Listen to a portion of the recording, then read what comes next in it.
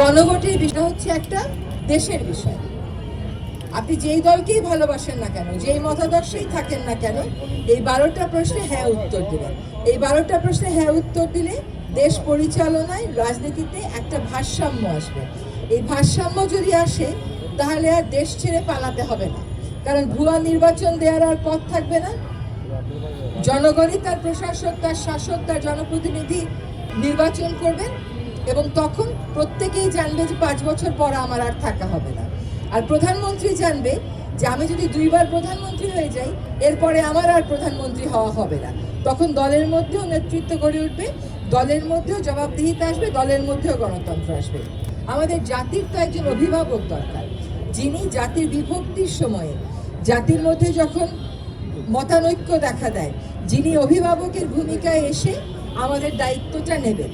এখন রাষ্ট্রপতিকে যদি আমরা কোনোই ক্ষমতা না দিই, কোনোই কর্তৃত্ব না দিই, কোনোই কাজ না দিই, তাহলে কেমন করে হবে?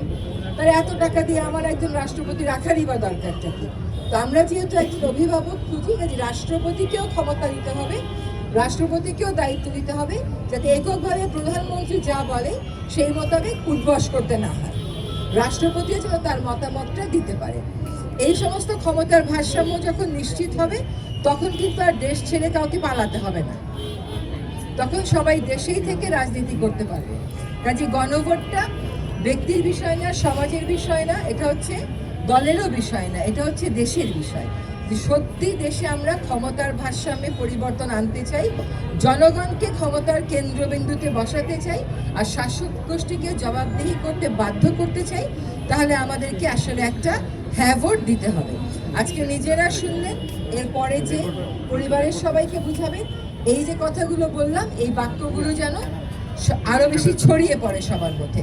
সরকারেরও চেষ্টা থাকবে, প্রশাসন ও সরকারের বার্তাগুলো জনগণের কাছে পৌঁছে দেবে, এবং আপনারাও যারা শুনলেন, সংবাদ মাধ্যম আছেন, এলাকার মানুষ আছে, শিক্ষক শিক্ষার্থীরা আছেন, আপনারা অন্যান্য পেশাজীবীরা আছেন, সকলের মধ্যে দেশ পরিবর্তনের প্রয়োজনীয়তা এবং উপায়টা বুঝে গণভোটে হ্যাঁ দেওয়ার জন্য সকলকে অনুপ্রাণিত করবেন।